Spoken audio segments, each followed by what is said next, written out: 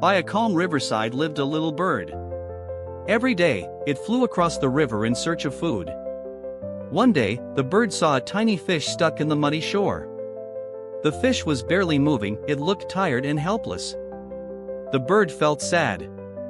It quickly flew to a tree, picked a large leaf, and brought water from the river. Gently, it poured the water over the fish. Then, with care and kindness, the bird helped the fish back into the water. As the fish swam away into the deep, it jumped joyfully and said, "Thank you, dear bird." From that day on, they met every morning. The bird and the fish played together,